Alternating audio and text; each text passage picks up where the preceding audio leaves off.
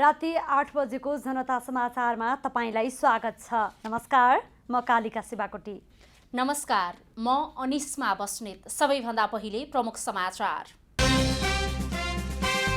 एकै दिन उदयपुरका 11 जनामा कोरोना भाइरसको संक्रमण पुष्टि। अहिलेसम्म संक्रमितको संख्या 42 जना पुग्यो।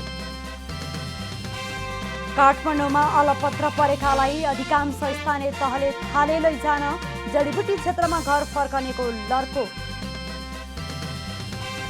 यसै साता चीनबाट खरिद गरिएका औषधि र स्वास्थ्य उपकरण नेपाल आइपुग्ने नेपाली सेनाको दाबी। आवश्यकताको आधारमा हवाई र स्थल मार्गबाट ल्याइने। विश्वभर कोरोना भाइरसको संक्रमणबाट 1,71,000 बढीको मृत्यु। भारतमा 53 जना सञ्चारकर्मी संक्रमित। र कोरोनाका कारण स्थगित भएको च्याम्पियन्स लिग फुटबल नकआउटका आधारमा खेलाउने UEFA को दाबी।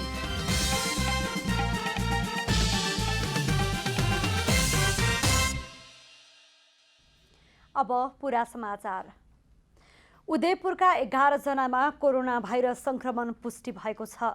यो सँगै नेपालमा कोरोना भाइरस संक्रमितको संख्या 42 पुगेको हो। उदयपुरको त्रियुगा नगरपालिका क्षेत्रका बासिन्दामा कोरोना संक्रमण जाँच गर्दा काठमाडौँको राष्ट्रिय जनस्वास्थ्य प्रयोगशालामा 3 जना र धरानको बीपी कोइराला स्वास्थ्य विज्ञान प्रतिष्ठानमा 8 जनामा कोरोना संक्रमण पुष्टि भएको स्वास्थ्य तथा जनसङ्ख्या मन्त्रालयका प्रवक्ता डाक्टर विकास देवकोटाले जानकारी दिनुभयो। उहाँका अनुसार उदयपुरका 100 जनाको PCR को लागि नमुना सङ्कलन भई धरानमा परीक्षण भइरहेको थियो। यो सँगै उदयपुरमा मात्रै कोरोना संक्रमितको संख्या 24 पुगेको छ। स्थानीय निकायहरूले काठमाडौँमा अलपत्र परेका आफ्नो क्षेत्रका मानिसहरूलाई सवारी साधनको व्यवस्था गरी लैजाने व्यवस्था मिलाउन थालेपछि काठमाडौँको जडीबुटी क्षेत्रमा घर जानेको लर्को लागेको छ। लकडाउन लम्बिँदै गएपछि समस्यामा परेकाहरूलाई घर फर्काउने क्रम बढेको हो। विश्वभरि महामारीका रूपमा फैलिएको कोरोना भाइरसका कारण नेपालमा पनि लकडाउन भएको आज 29औं दिन जारी छ। अहिले हामी जडीबुटी चोकमा छौँ। यहाँ चाहिँ हजारौँ सर्वसाधारणहरू आफ्नो जन्मथलो जान चाहिँ यहाँ सडकमा पर्खिराख्नु भएको छ। सवारी साधन कतिले पाउनु भएको छ छैन। लकडाउनको 29औं दिन जारी रहँदा किन चाहिँ सर्वसाधारणको यत्रो भिड लाग्यो? कोरोनाको यत्रो महामारीका बीच किन चाहिँ मान्छेहरू कोरोनासँग नडराएर आफ्नो जन्मथलो जान खोजिरहेका छन्? यस विषयमा हामी यहाँका सर्वसाधारणसँग केही जान्ने प्रयास गरिरहेका छौँ। आजसम्म बस्नुभयो, 29औं दिन जारी रहँदा लकडाउनको, किन आज चाहिँ घर जाँदै हुनुहुन्छ? अस्तिसम्म अलि टाइट थियो। हिजोदेखि के अलि खुक्लो भयो हुनाले अब आज गाडी पाइन्छ कि भन्नेसम्म आज जान लाग्यो। गाडी पाउने अवस्था छ के छ? तपाईँहरूले यहाँ पाइराखेका छन्, अरूले के छ? अब केही मान्छेहरू गाडी पाइराख्नु भएको छ, हामी पनि पाउँछौँ भन्ने आश छ। पाउने कन्फर्म त छैन। तपाईँ कहाँ जान लाग्नु भएको छ? म दोलखा जानला। आजसम्म चाहिँ काठमाडौँ उपत्यकामै बस्नुभयो, 29औं दिन जारी रहँदा चाहिँ किन घर जान लागिराख्नु भएको छ? यस्तो हुलमुलमा जाँदा कोरोना सर्ला भन्ने तपाईँलाई डर त्रास लाग्दैन? डर त छ, मेरो जान पनि आवश्यक पनि छ कि मेरो बाउको वर्षदिन काम छ। 18 गते त्यही वर्षदिनको कामले पनि जाने हो। अनि आमा एक्लै छन्, 2टा दाजुभाइसँग यतै छौँ। त्यही अनि कोरोना त डर त छ नि, भयो भने जानै पर्ने अवस्था भएर जान लाग्यो मलाई। होइन, अब म यहाँ अर्का कोठामा बसिराखेको थिएँ, अनि त्यही भएर अलिक गाह्रो भएर जान लागेको। अलिक गाह्रो भयो, धेरै दुःख भयो। अब कोठाभित्रै मात्रै कोचेर बस्नुपर्ने होइन। अब भएको 2-4 पैसा ब्याङ्कबाट पनि झिक्न पाइएन, ब्याङ्क पनि खुलेन। अनि हामी हिँडेर बाहिर काहीँ निस्किनै दिएन, हामीलाई काहीँ निस्किनै पाएनौँ। अनि अहिले चाहिँ हामीलाई उता जिल्लाबाटै अब समितिहरूले गाडी पठाएर चाहिँ अनि जान लागेको। गाडी आउँदैछ, हाम्रो चरिकोटबाट फर्के आउने गाडी आज अहिले आएर अनिखेरि हामी जाने भनेर ठिक परेका छौँ। अनि यस्तो मान्छेहरू एकदम धेरै छन्, भिडभाड छन्, कोरोना सर्छ भनेर मरे नि। अब के गर्नु त, जे गरे नि मरिनै हो। एकचोटि त मर्नै पर्ने हो होइन। अब कोरोनाले मरिने हो कि खान पाएर मरिने हो कि यो चाहिँ के गरी मरिन्छ थाहा छैन। भनेपछि यो जुन तपाईँहरूलाई स्थानीय तहले घर लग्ने व्यवस्था गरिरहेको छ, यो चाहिँ ठिक हो? हजुर हजुर, गाडी भाडा चाहिँ फ्री भनेको छ। कोरोनाले मर्ने भन्दा नि खान पाएर मरिएला जस्तो भइरहेछ काठमाडौँमा। भनेपछि यो खुकुलो भएर घर जानु पाउनु चाहिँ राम्रो। अब के भन्नु त, अब कोठामै बसेर मर्नु भन्दा त होइन, आफ्नो घरमै मर्ने बरु गाउँमै मर्ने। कोरोनाको त्रास एकातिर छ, तर काठमाडौँमा चाहिँ भोकै मरिने त्रासले सर्वसाधारणहरू कोरोना संक्रमण जुन कोरोनाको जोखिम छ यसलाई नै व्यवस्था गरेर घरतर्फ लागिरहेका छन्। हजारौं मानिसहरू चाहिँ सडकमा ओर्लेर जुन कोरोनाको जोखिम छ यसलाई ध्यान नदिँदा कोरोना संक्रमण नेपालमा थप विकराल रूप लिने अवस्था देखिन्छ। क्यामेरामा कुमार मानन्दरका साथ रूपक कुलाल, काठमाडौँ। नेपाल सरकारले चीनबाट खरिद गरेको औषधि र स्वास्थ्य उपकरण यसै साताभित्र नेपाल आइपुग्ने नेपाली सेनाले जनाएको छ। सेनाले स्वास्थ्य तथा जनसङ्ख्या मन्त्रालयको सहकार्यमा चीनको नेसनल सिमो इन्टरनेसनल फार्मबाट 67 प्रकृतिको औषधि तथा स्वास्थ्य उपकरण ल्याउन लागेको हो। सेनाले 67 प्रकृतिको 342 टन औषधि र स्वास्थ्य सामग्री खरिदका लागि 1,84,41,706 रुपैयाँ 25 पैसा नेपाल राष्ट्र ब्याङ्क मार्फत भुक्तानी गरिसकेको जनाएको छ। आज भिडियो कन्फरेन्स मार्फत सेनाले आयातको सबै प्रक्रिया पूरा भइसकेको र यसै हप्ताभित्र पहिलो चरणमा नेपाल आइपुग्ने जनाएको हो। खरिद सामग्रीको परिमाण धेरै भएको र ढुवानी खर्च बढी लाग्ने भएकाले आवश्यकताको आधारमा हवाई र तातोपानी नाका मार्गबाट ल्याउने तयारी भइरहेको जनाएको छ। स्थलमार्ग आयातका लागि दुई देशका कूटनीतिक नियोग मार्फत कुराकानी भइरहेको जनाएको छ।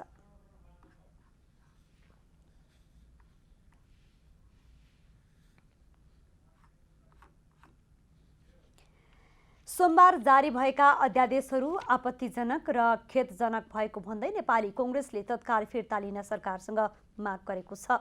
विश्व कोरोना भाइरससँग लडिरहेका बेला मूल विषय भन्दा बाहिर गएर अध्यादेश आउनु खेदजनक भएको उल्लेख गर्दै कांग्रेसले फिर्ता लिन सरकारसँग माग गरेको हो। पार्टी सभापति शेरबहादुर देउवा निवास बुढा नीलकण्ठमा बसेको पार्टी पदाधिकारी बैठकले सरकारले सोमबार जारी गरेका अध्यादेशहरू फिर्ता लिन माग गरेको पार्टी प्रवक्ता विश्वप्रकाश शर्माले बताउनुभयो। संकटको घडीमा कोरोनासँग लड्न सरकारलाई प्रतिपक्षी दलले समेत सम्पूर्ण सहयोग गरिरहेको अवस्थामा गलत नियत र गलत समयमा नियोजित निर्णय गरिनु दुःखद भएको कांग्रेसले जनाएको छ। अहिलेको यो प्रकारको खेलमा सम्पूर्ण रूपले गम्भीर रहेको सरकारले दुवै अध्यादेशलाई फिर्ता गर्नुपर्ने र सबै दुईटै अध्यादेश मार्फत सरकारले गलत समयमा गलत ढङ्गले गलत नियतले नियोजित योजनाका साथ कर्म गर्यो भन्ने आजको बैठकले निर्णय गरेको छ। राष्ट्रपति विद्यादेवी भण्डारीले सोमबार मन्त्री परिषदको सिफारिस अनुसार राजनैतिक दल सम्बन्धी दोस्रो संशोधन अध्यादेश 2077 र संवैधानिक परिषद काम कर्तव्य अधिकार र कार्यविधि सम्बन्धी पहिलो संशोधन अध्यादेश 2077 जारी गर्नुभएको थियो। अहिले सरकारको उक्त निर्णयको चौतर्फी विरोध भइरहेको छ।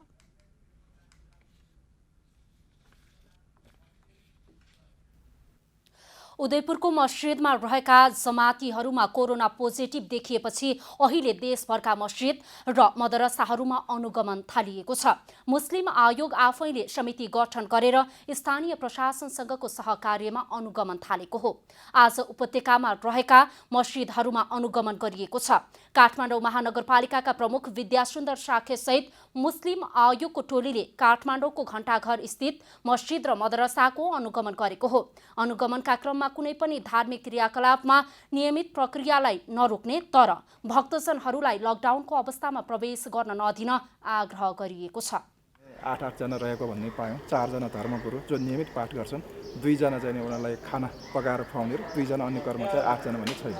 जस्तो अन्य बिहारमा पनि भनेका छौँ, अन्य मठ मन्दिरमा पनि भनेका छौँ हामीले नियमित प्रक्रियालाई नरोक्नु, आस्था अनुसार नि। तर अरू भक्तजनलाई चाहिँ यो समयमा प्रवेश निषेध गर्नु। अहिले हुलमुल मानेर धर्म मान्नु पर्दैन। धर्म घरमा बसेर पनि मान्न सकिन्छ। आस्था अनुसार आफ्नो कोठामा बसेर आफ्नो कौसीमा बसेर पनि मान्न सकिन्छ। मुस्लिम आयोगले उदयपुरको घटनापछि जनमानसमा पर्न गएको भ्रम छिर्नका लागि सर्वपक्षीय बैठक मार्फत अनुगमन समिति गठन गरी अनुगमन थालेको हो।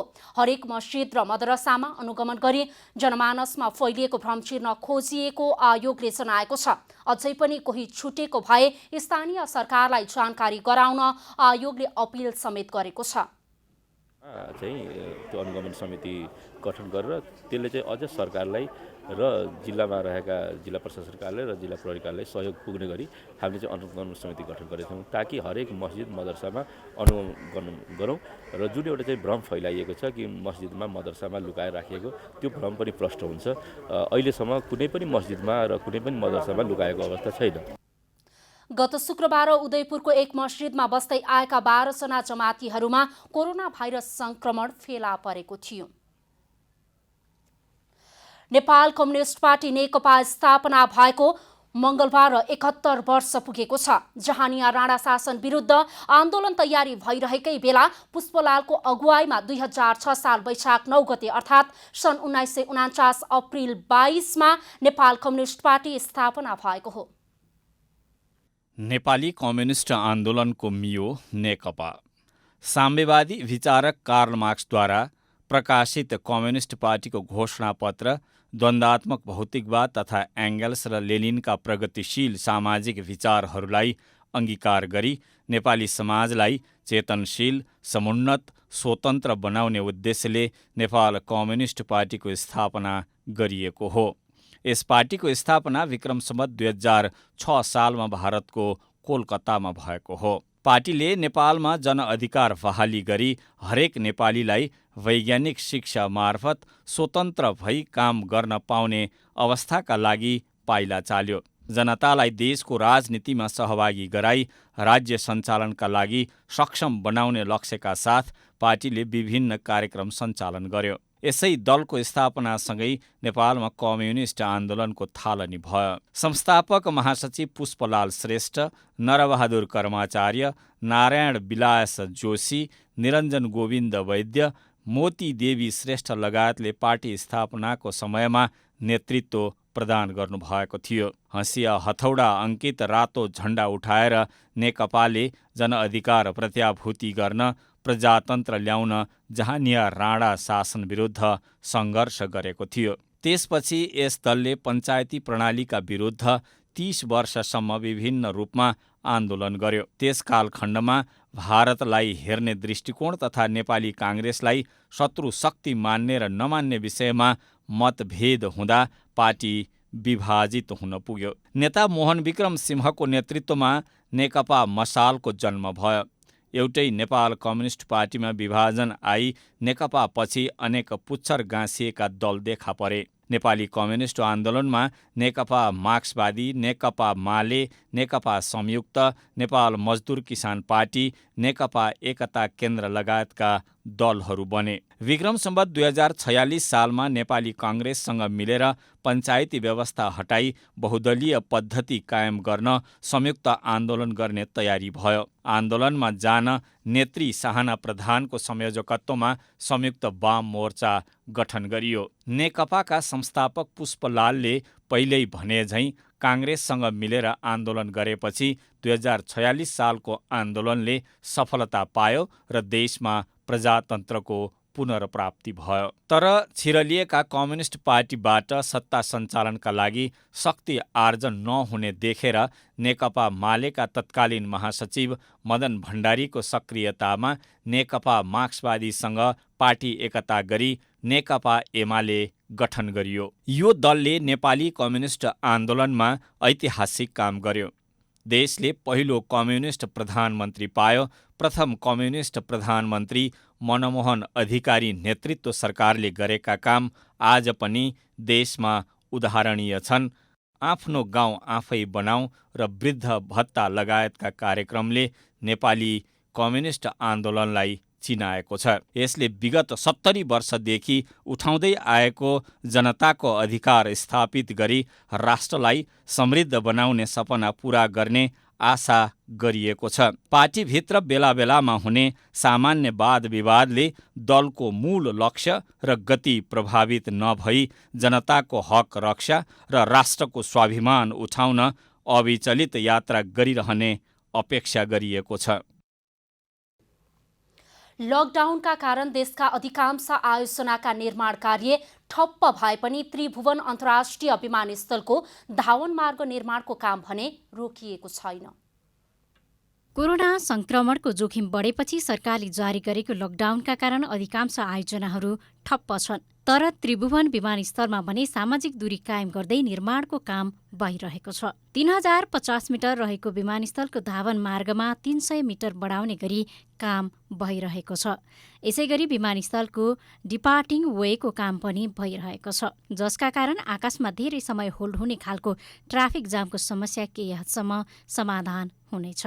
यहाँ अब नयाँ जहाजहरू, थप जहाजहरू यहाँ पार्किङ गर्न सकिन्छ, किनकि हाम्रो आकाश चाहिँ धेरै होल्ड हुने, ट्राफिक जाम हुने, तल यो जहाजहरूको पार्किङको लटहरू कम भएको कारणले ज्यादा होल्ड हुने समस्या थियो। यो बनाइसकेपछि हाम्रो होल्ड हुने समस्या चाहिँ आकाशमा ट्राफिक जाम हुने समस्या अलिकति कम हुन्छ।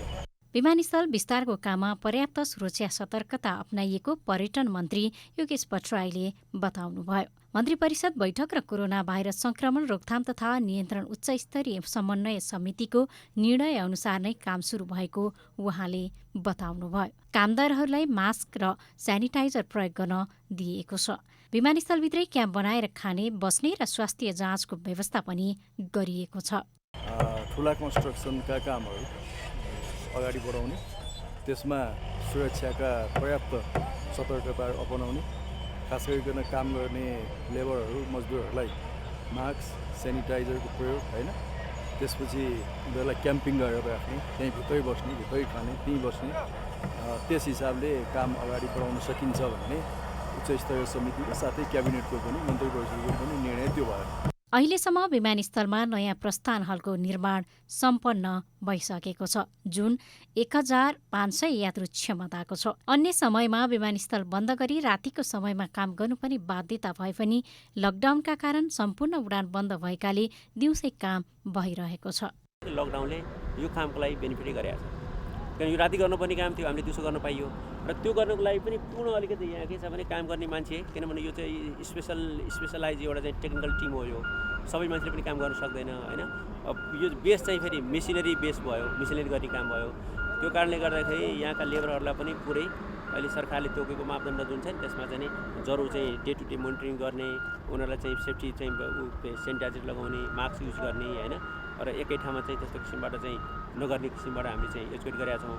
आयोजनाको काम सिभिलतर्फ 74% सम्पन्न भएको छ। 2077 असार 10 गते सम्पन्न गर्ने गरी 2075 पुस 18 गते निर्माण सम्झौता भए पनि सम्झौता मिति अगावै काम पूरा हुने निर्माण कम्पनीले जनाएको छ। अबको 2 हप्ताभित्र निर्माण सम्पन्न गर्ने लक्ष्य लिएको छ। अहिले विमानस्थलमा 92 जना कामदारले काम गरिरहेका छन्। दैनिक ज्यालादारी गरेर जीविकोपार्जन गरिरहेका मजदुर अहिले खाद्यान्न जोहो गर्न नसक्दा हिँडेरै गाउँ फर्कन बाध्य भएका छन्। हिजो आज गिनौँ जसो काठमाडौँ र पूर्वदेखि पश्चिमका मानिसहरू हिँडेरै गन्तव्यमा जान थालेका छन्।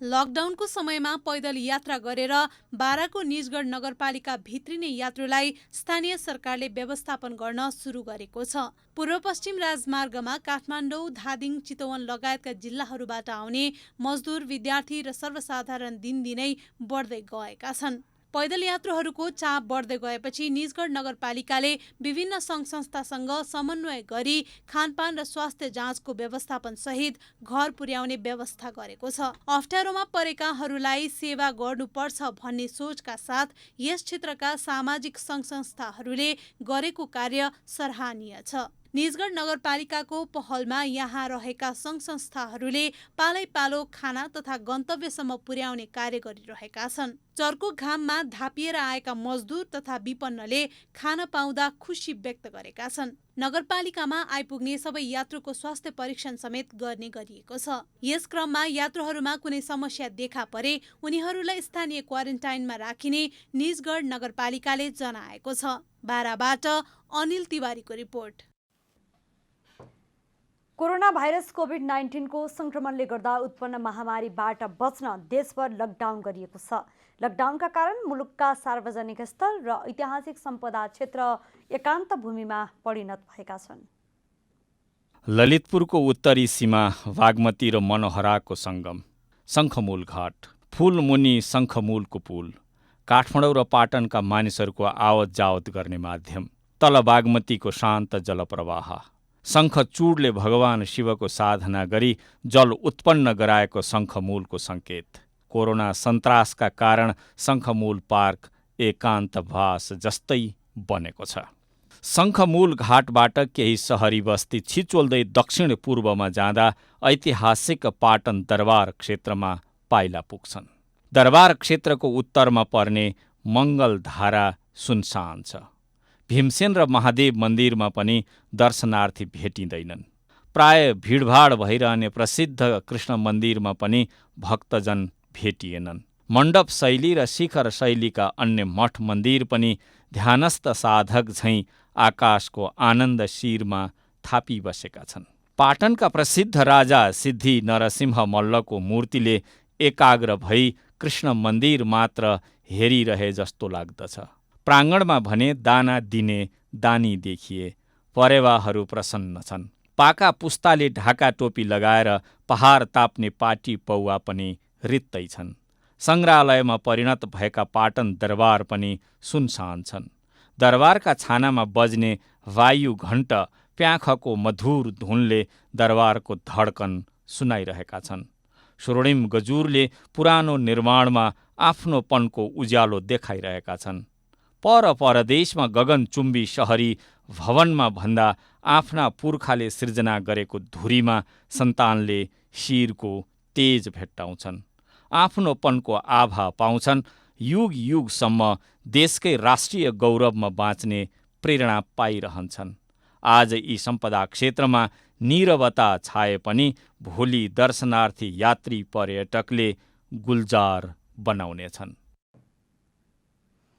मुलुकमा जारी लकडाउनका कारण सबै कामहरू ठप्प छन्, तर लकडाउनको मौका छुपै सडक विभागले भने काठमाडौँका सडक निर्माण र मर्मतलाई तीव्रता दिएका छन्। विश्वभर महामारीका रूपमा फैलिएको कोरोना भाइरसका कारण नेपालमा पनि लकडाउन भएको मङ्गलबार 29औं दिन पुरा भएको छ। मुलुकका सबै गतिविधि ठप्प भएको अवस्था छ, तर सडक विभागले भने लकडाउनको अवधिमा सडक निर्माण र मर्मत जारी राखेको छ। कामदारहरूबीच भौतिक तथा सामाजिक दूरी कायम राख्दै र सुरक्षा उपाय अपनाउँदै काम भइरहेको विभागले जनाएको छ। सडक मर्मतको काम धमाधम भइरहेको छ। काठमाडौँ उपत्यकाका सडकहरूमा पेन्टिङ लेन बनाउनेदेखि सडक मर्मतको काम जारी छ। मेसिनको बढी प्रयोग हुने आयोजनाहरूमा काम जारी राखिएको विभागले जनाएको छ। सडक खाली भएको मौका पारेर गरिएका मर्मत लगायतका काम टिकाउ हुने विभागको भनाइ छ। कामदारहरू कम प्रयोग हुने र अधिकतम मेसिनको प्रयोग भइरहेका सडकमा विभागले काम गरिरहेको छ। विभागका अनुसार नारायणगढ मुगलिन सडक खण्डको जलबिरे पुल, टाँडी खोला पुल, धादिङ र नुवाकोट जोड्ने कोल्पु खोला पुल, गल्छी मैलुङ स्याप्रुबेसी रसुवागढी सडक खण्डका पुलहरूको काम पनि भइरहेका छन्। नुवाकोटमा त्रिशुली नदी पुल, धादिङ स्थित त्रिशुली नदीको पुल, जुम्लामा घट्टे खोला पुल, डोटीमा रडुवा खोला पुल, सेती खोला पुल, तामाकोशी नदी पुल निर्माणको काम भइरहेका छन्। त्यसै गरी पूर्व पश्चिम राजमार्ग अन्तर्गत लम्की अत्तरिया खण्ड, त्रिभुवन राजमार्ग अन्तर्गत हेटौँडा भैँसी लामीडाँडा खण्ड, कोशी राजमार्ग अन्तर्गत देउराली मुडे खण्ड, कोशी करिडोरको खाँदबारी सडक खण्ड सहित कान्ति लोकपथमा काम भइरहेको विभागले जनाएको छ।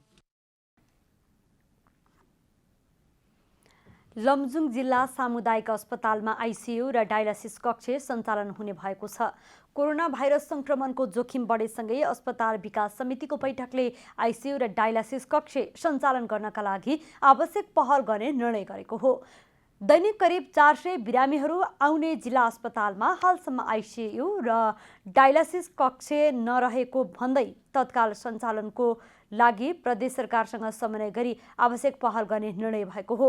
तत्कालका लागि कम्तीमा 2 वा 3 शैय्या सहितको आइसियु कक्ष सञ्चालन गर्ने तयारी भएको अस्पतालले जनाएको छ।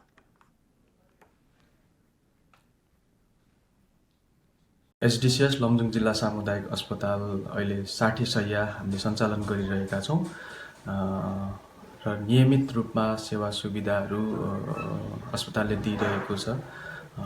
अस्पतालमा चाहिँ यो गर्मीयाममा करिब 300 देखि 400 जना बिरामीहरू आउने समय हो, तर अहिले लकडाउनको कारणले गर्दाखेरि बिरामीको चाप कम भएको छ।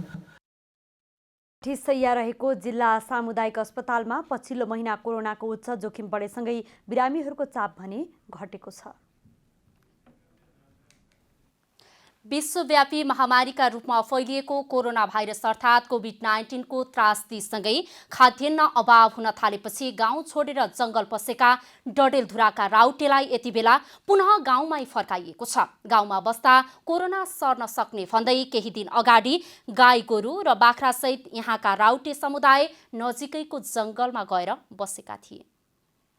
डडेलधुराको परशुराम नगरपालिका वडा नम्बर 12 आम्फानीमा बस्दै आएका राउटेहरू कोरोनाको त्रासका कारण केही दिन अघि गाउँ छाडेर नजिकैको राष्ट्रिय वन क्षेत्रमा पुगे।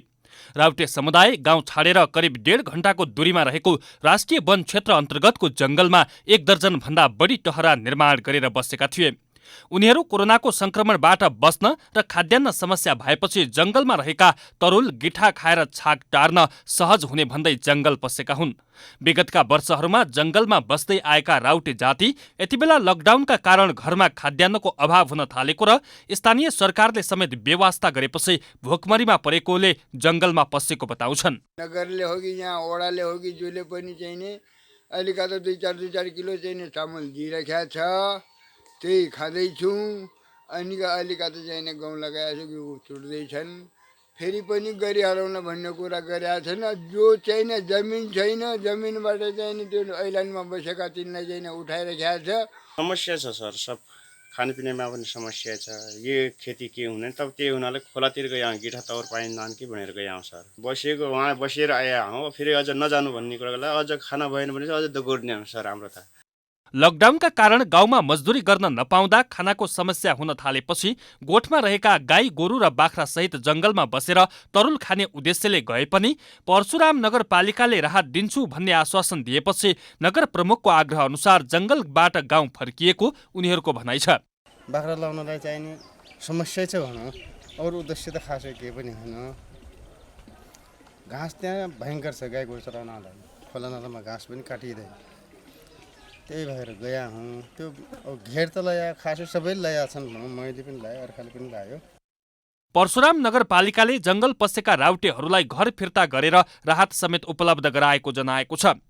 उहाँहरूले होइन हामी त्यसको लागि गएको हो, हामीले अलिकति गाई गोरु बाछा पर्नलाई हामी गएको भन्ने कुरो उहाँले हो भने तपाईँले त्यसो गर्न पाउनुहुन्न।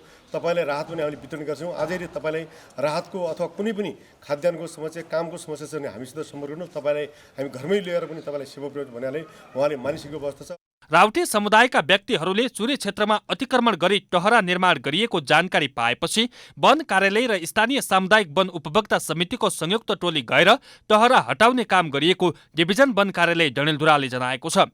सालको काठ दुईटा चाहिँ होइन कि एउटा हुन्छ नि डिकेड भन्छौँ होइन हामीले, कुहिएको सालको ऊ चाहिँ उनीहरूले त्यो छाप्रो बनाउनलाई युज गरेको हो। अरू त्यस्तो काठहरू रुखहरू केही ढालेको छैन। लोपोन्मुख जातिका रूपमा रहेको राउटे समुदायलाई कोरोना भाइरसबाट बच्नका लागि जानकारी प्रदान गर्नुका साथै यस विषयमा समयमै सुसूचित गर्न आवश्यक छ। डडेलधुराबाट ललित बोहराको रिपोर्ट। अब आर्थिक समाचार।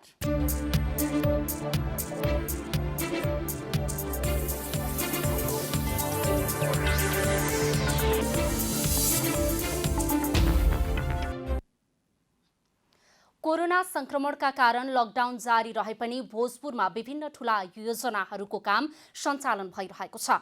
लकडाउनका कारण केही दिन रोकिएका आयोजनाका कामहरू आवश्यक मापदण्ड पुर्याएर पुनः सञ्चालनमा ल्याइएको हो। भोजपुरमा सञ्चालन भइरहेका महत्त्वपूर्ण योजनाहरूको कामले निरन्तरता पाइरहेका छन्। सरकारले महत्त्वपूर्ण योजनाहरू सुरक्षित भएर सञ्चालन गर्न अनुमति दिएपछि कामलाई निरन्तरता दिएको हो। मजदुरको स्वास्थ्य अवस्थालाई ध्यानमा राख्दै काम गर्ने मजदुरलाई बाहिर जान नदिएको र बाहिरका कसैलाई संलग्न नगराई कोरोना संक्रमणबाट सुरक्षित राखेर काम सञ्चालन गरिएको जिल्ला प्रशासन कार्यालय भोजपुरले जनाएको छ। आवश्यक पर्ने सामग्रीहरू ढुवानी गर्नका लागि नियमित पासहरू उपलब्ध गराइरहेका छौँ र यहाँका कामदारहरूलाई पनि घर जानको सट्टा यही बसेर नियमित रूपमा काम गरिरहन अनुरोध गरेका पनि छौँ र त्यही अनुसार काम पनि नियमित रूपमा भइरहेको छ। प्रदेश सरकारको लगानीमा पूर्वाधार विकास कार्यालय अन्तर्गत भोजपुर नगरपालिका र रामप्रसाद राई गाउँपालिका जोड्ने पिखुवा खोलाको पुल, काबखोला पुल निर्माण, सिकतेल खोलाको पुल निर्माण, आरीओला पुल निर्माणको काम भइरहेको छ। निर्माणमा प्रयोग गरिएका ढुवानीका साधनहरूलाई पासको व्यवस्था गरिएको छ भने कामदारहरूको स्वास्थ्य परीक्षणसँगै कार्यस्थलमा सामाजिक दूरी कायम गरिएको छ। लगभग हाम्रो गएको 4-5 महिनादेखिबाट यहाँको मान्छेहरू बाहिर जाने र बाहिरको मान्छेहरू यहाँ नआउने परिस्थिति भएको हुनाले नै काम अगाडि बढाइएको हो। अन्यथा अब त्यो विश्वव्यापी रूपमा फैलिएको महामारीको त सबैजनाले बाहिरबाट मान्छे आउने चलपल हुने खालको नभएको भएर हामी सुरक्षित छौँ। निर्माण स्थलमा जिल्ला प्रशासन कार्यालयले नियमित रूपमा अनुगमन गरिरहेको छ। योजनाको काममा समस्या नहोस् भनेर इन्धनका लागि पनि प्रशासनले सहजीकरण गरेको छ। भोजपुरबाट कविता खड्काको रिपोर्ट। अब खेलकुद समाचार।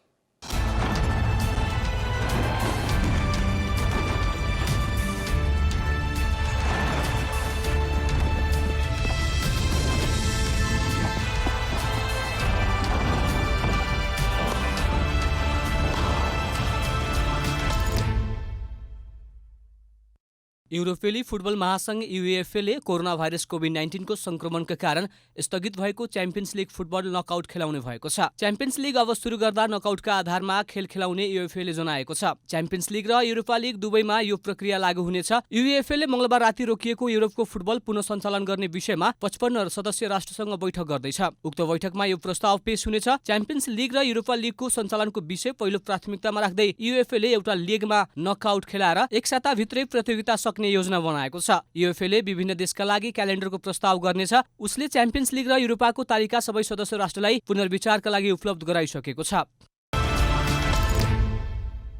विश्वभर फैलिएको कोरोना भाइरस कोभिड-19 को महामारीका कारण रोकिएको फ्रान्सको शीर्ष डिभिजन लिग फुटबल लिग 1 जुलाईसम्ममा सक्ने योजना सुरु गरेको छ। फ्रान्सको फुटबल संघ र लिग कमिटीले कोरोना प्रभावित फुटबल लिग कहिले सुरु गर्ने र कहिले सम्पन्न गर्ने भन्ने विषयमा छलफल गरेको छ। जसअनुसार उनीहरूले जुनको मध्यबाट लिग सुरु गर्ने र जुलाईको अन्तिममा सक्ने योजनाका विषयमा लगभग सहमति गरेको बुझिएको छ। सबै अवस्थालाई मध्यनजर गर्दै फ्रान्सको लिग 1 17 जुनबाट गर्नेतर्फ लिग कमिटी अग्रसर छ। विदेशी समाचार माध्यमले उल्लेख गरेका छन्। जुन 17बाट कम्तीमा जुलाईको 27 सम्ममा लिगका बाँकी खेल सक्ने योजना बनेको पनि जनाइएको छ। यही शर्त दोस्रो डिभिजनका लागि पनि लागू हुनेछ। दोस्रो डिभिजन लिग पनि जुन 17बाट सुरु भएर जुलाईको 25 सम्ममा सकिनेछ। फ्रान्समा कोरोनाको उच्च जोखिमसँगै भनेको समयमा फुटबल गराउन अझै कठिन देखिएको छ। तर सकेसम्म बिना दर्शक नभए अझै व्यवस्थित तरिकाले लिग पुनः सुचारू गर्ने कमिटीको तयारी छ। लिग कमिटीले यसअघि लिग अप्रिलको 10बाट गर्ने योजना बनाएको थियो। लिग 1 मा 28औं चरणका खेल सकिएका छन्। हरेक टोलीले बाँकी 8 खेल खेल्नलाई महिना दिनको समय पर्याप्त हुने कमिटीको बुझाइ छ। कोरोना भाइरस कोभिड-19 प्रभावितको सहयोगको लागि भारतीय क्रिकेटर लोकेश राहुलले ब्याट लिलामीमा राख्ने भएका छन्। उनले सन् 2019 विश्वकपमा खेलेको ब्याटलाई लिलामीमा राख्ने भएका हुन्। उनले ब्याट लिलामीबाट आएको रकम कोरोना प्रभावित बालबालिकाको सहयोगमा खर्चिने योजना बनाएका छन्। उनले आफ्नो जन्मदिनको अवसरमा बालबालिकाको सहयोगको योजना बनाएको भारतीय सञ्चार माध्यमहरूले उल्लेख गरेका छन्। उनी 28 वर्षका भए। राहुल अहिले गुल्लीको प्रयोजनबाट ब्याट प्रयोग गर्छन्। यो सँगै राहुलले आर्मीको सहयोगमा क्रिकेटका अन्य धेरै सामग्री लिलामीमा राख्ने योजना बनाएका छन्। कोरोनाको प्रभावसँग जुझ्न खेलाडीहरूले आफ्नो देशलाई सहयोग गर्ने क्रम जारी छ। यसैको सिलसिला स्वरूप राहुलले ब्याट लिलामीमा राख्ने भएका छन्। 2 दिन अघि मात्र बङ्गलादेशका क्रिकेटर मुस्ताफिजुर रहमानले आफ्नो ब्याट लिलामीमा राख्ने घोषणा गरेका थिए।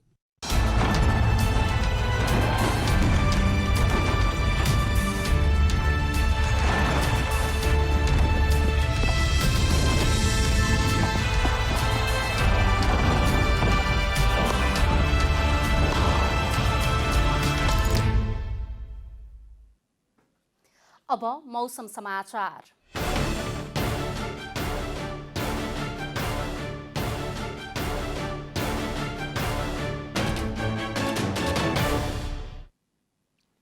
हाल देशका अधिकांश स्थानको मौसम सामान्यतया बदलिरहे काठमाडौँ उपत्यका लगायत देशका केही स्थानमा मेघगर्जन सहित वर्षा भइरहेको छ। आज राति देशभर मौसम आंशिकदेखि सामान्यतया बदलिरही थोरै स्थानहरूमा मेघगर्जन चट्याङ सहित वर्षाको सम्भावना रहेको जल तथा मौसम पूर्वानुमान महाशाखाले जनाएको छ। अब देशभरका विभिन्न स्थानको मौसम सम्बन्धी थप विवरण।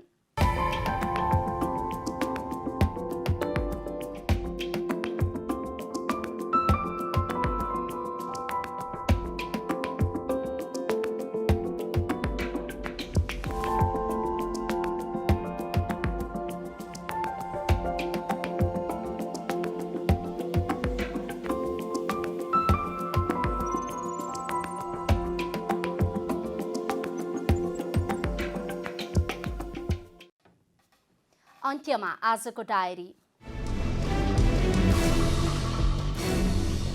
उदयपुरका 11 जनामा कोरोना भाइरस संक्रमण पुष्टि भएको छ। यो सँगै नेपालमा कोरोना भाइरस संक्रमितको संख्या 42 पुगेको हो।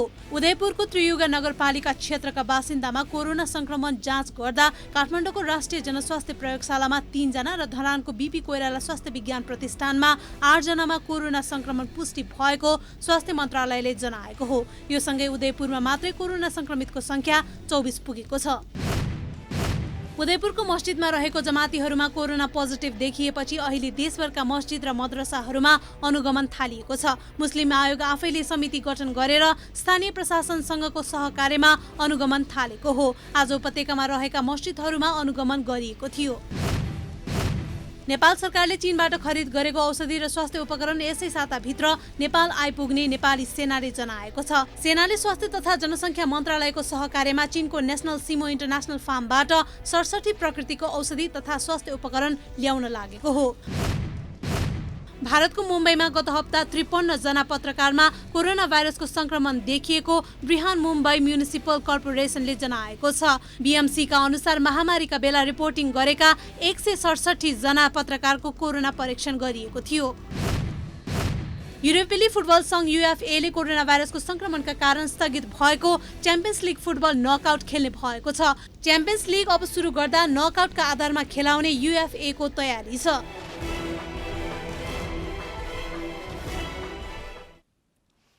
जनता समाचार अहिलेलाई यति नै। जनताद्वारा जनताका लागि प्रसारित जनता टेलिभिजनका कार्यक्रमहरू युट्युब, ट्विटर, फेसबुक र हाम्रो वेबसाइट जनतासमाचार.com मा पनि पढ्न र हेर्न सक्नुहुनेछ।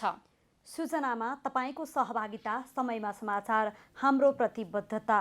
कोरोना भाइरसको संक्रमणबाट बच्न नियमित रूपमा हात धौँ, भिडभाडबाट टाढै रहौँ। नमस्कार।